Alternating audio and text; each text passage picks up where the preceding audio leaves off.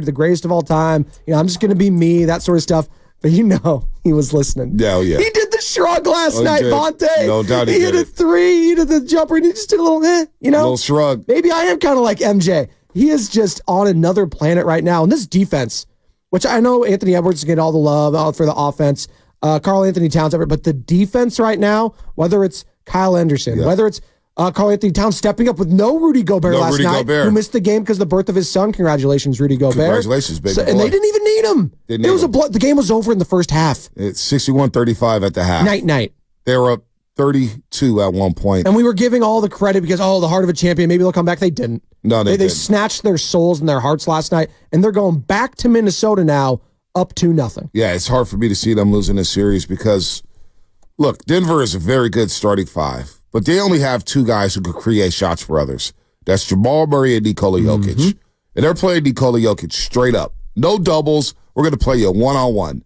And look, Jokic got his double-double, nearly a triple-double, 16, 16, and 8. But they are making him work, whether it's Naz Reid, Karl Anthony Towns. And so, especially game one with Rudy Gobert. But last night, a lot of Naz Reid, a lot of Cat. He's so sick. Naz Reid off the bench plays so well. 14 points, 5 rebounds. How many places is he a role player, Bonte? Naz Reid, real quick. Not a lot. He's starting in a lot of NBA lineups. Well, he's the sixth man of the year. But looking at Denver's starting five, and you got Jokic there, and you have Jamal Murray, and they have multiple bodies that can throw at Jamal Murray, whether it's Anthony Edwards, whether it's McDaniels, whether it's Nickeil Walker-Alexander. You can still buy Conley Jr. on him at times. You throw length at him, and so you suffocate Jamal Murray, and you force him into a 3 of 18 shooting night from the floor. 13 rebounds from Jamal Murray, but no threes, 8 points. So you're shadowing him, you're suffocating him, and then you're closing out so well on Michael Porter Jr., knowing that he's a spot-up shooter at this point in his career due to all the back injuries he suffered young, and he's one of the best shooters in the league. But you're holding a 1-7 from the three-point line because you're contesting so well, closing out on shooters, showing your length, getting your hands up. So that is a recipe for disaster. Plus, you had the fact, Spinoni, that Denver has no bench. Their bench is dead. They were exposed last night. And you know what? They may have been exposed against the LA Lakers because they did not play well all series long. All they did was flip the switch, saying, we're the champs. We could just play what we want to play.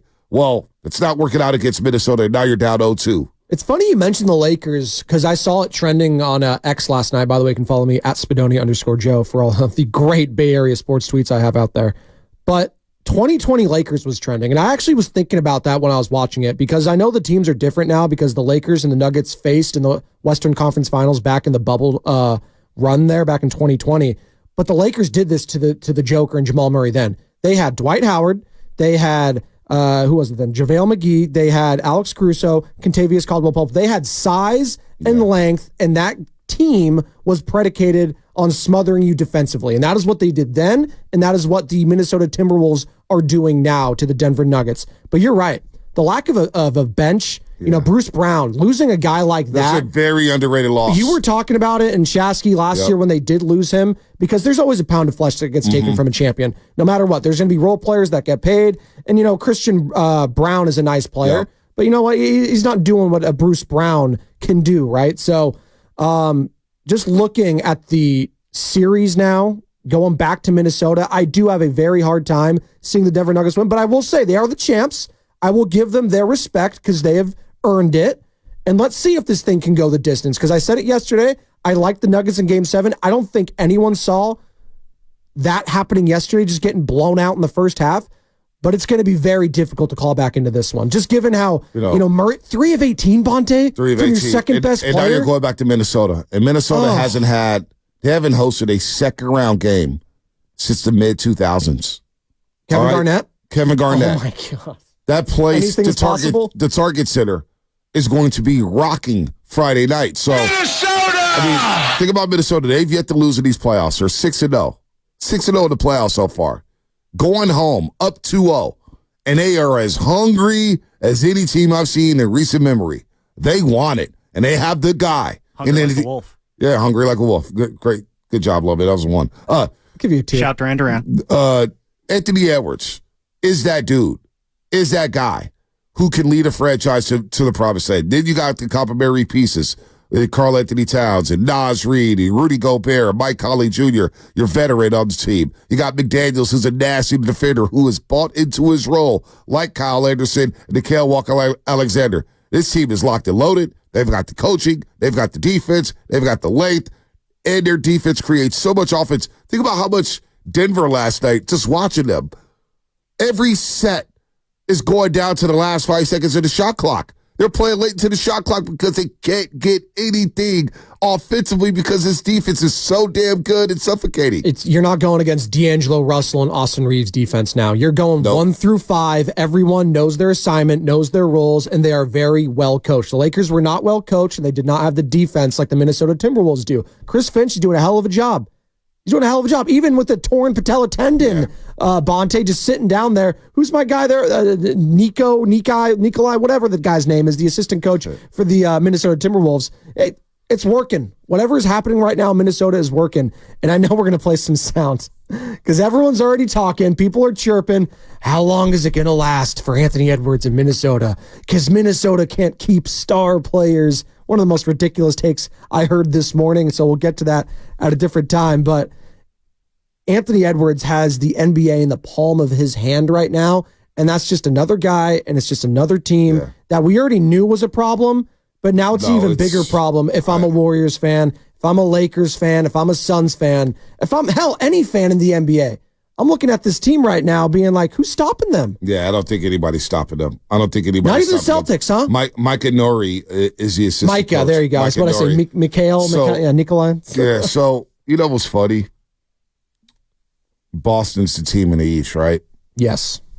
You see that? How did you feel about the Pacers-Knicks game yesterday? It was a very good game. We didn't even touch on that. Brunson just continues. Was it 4 straight 40-point games? The Villanova guys, Josh Hart, Dante DiVincenzo, former Warrior. It's really cool. Jalen Brunson, it's really cool. To see the Garden rocking like that. Mitchell Robinson. I mean, there was just some highlight plays in that game. OG Anunoby, Nembhard. I mean, guys just dunking on each other. Miles Turner making plays. Obi Toppin going through the legs in a playoff game. Was sick. East Bay Funk dunk at the Garden against his former team. Wow. Look at the athleticism there. Listen, Boston, I think, would have a hard time dealing with the Minnesota Timberwolves because when it gets down to it, they love to go ISO. One-on-one. And they shoot an abundance of threes. They lead the league in three-point attempts. They're the best three-point shooting team in the league, the Boston Celtics. Well, Minnesota shuts that down. They contest. They close out very well.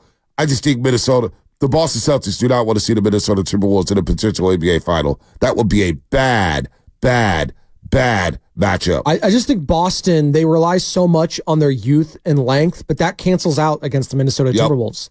Also, they're younger than the Boston Celtics. You got a guy like Al Horford out there. Porzingis has a lot of wear and tear on him. You know what Rudy Gobert's doing now? I know he missed yesterday, but he's bought in. Like, I haven't heard a peep about Rudy Gobert in a locker room or anything. Nope. Again, and I know we're going to play some Pat Riley sound talking about a culture that has been instilled in an organization. I'm seeing that top to bottom right now in Minnesota. And by the way, Bonte, that's not an easy thing when the whole ownership change dynamic is going on too, because you thought A-Rod and co were coming in to buy it, and then the owner got wet feet. Oh, wait, I actually have a good team right now. Maybe I want to keep it and I want to milk this thing. So it's very interesting what's going on at the very top there. But if you're going by the coaching, general manager, everything going from top to bottom, a culture has been set, and it's been fun to watch. Oh, the players are locked in. The whole ownership group, the players are locked in.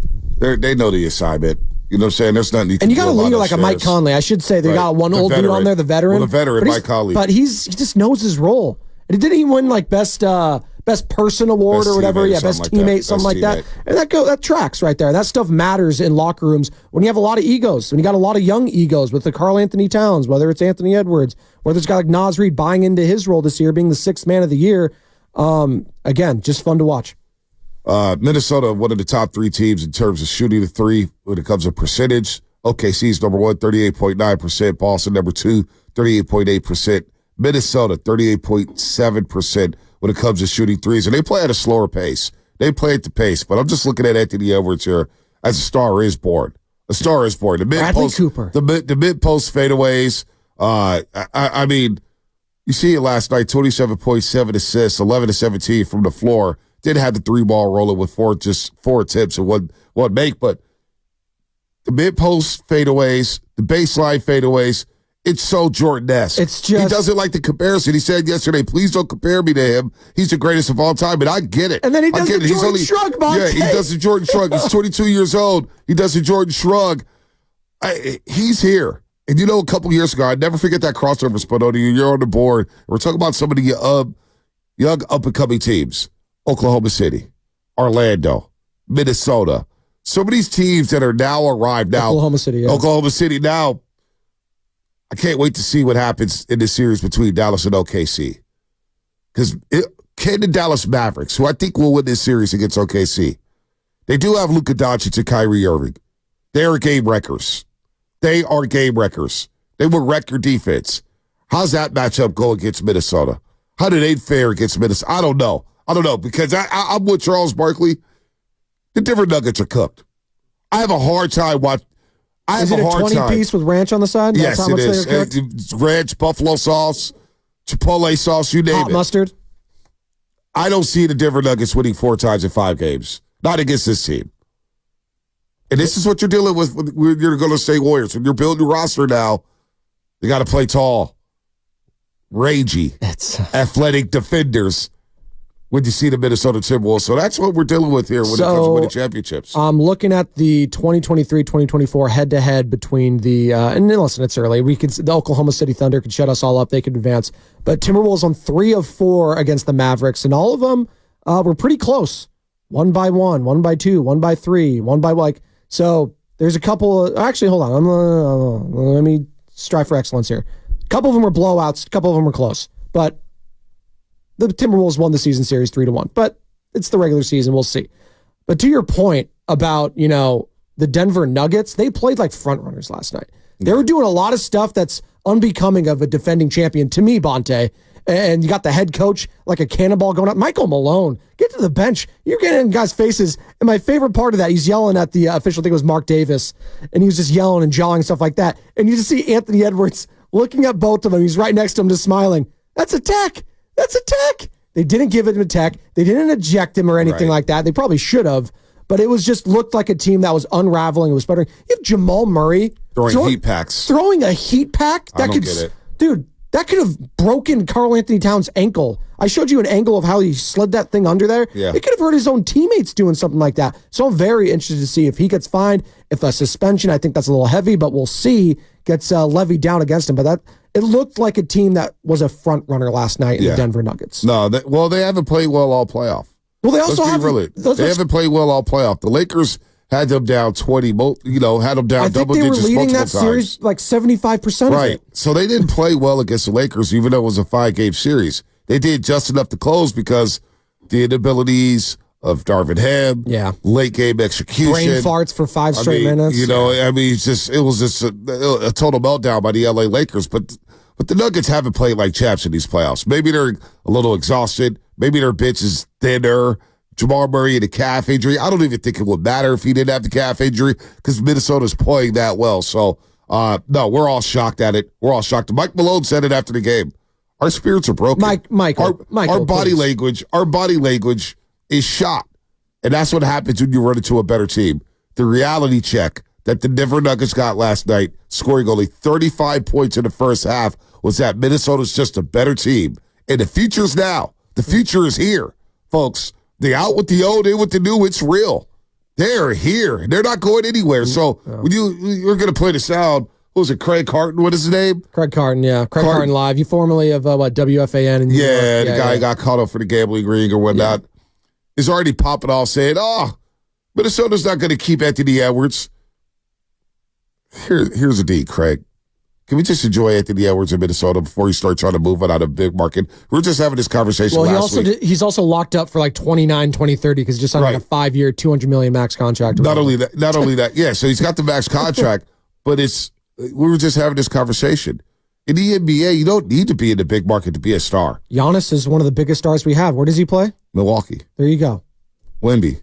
Where does he play? San Antonio. There you go. How many years was Damian Lillard playing up Portland, right? Come on. LeBron James. Shai Gilgeous-Alexander? Oklahoma City. Yeah, Cleveland. Kevin Durant. Come on. Kevin Durant. It's Russell a player-driven league. Exactly. Yes. So let's stop trying to already move Anthony Edwards out of there. I don't even know if we want to play this out because it's so damn dumb. I also think it's something more special about a market that's not known for winning a lot of titles and becoming the guy there. That means a lot. That means a lot. That like I know Chicago, they had the Bears title and stuff, but Michael Jordan is Chicago because of what he did with the Bulls in the 90s. Minnesota hasn't won a pro championship since 1991. Twins, right? Twins, Kirby Puckett, Ken Herbeck.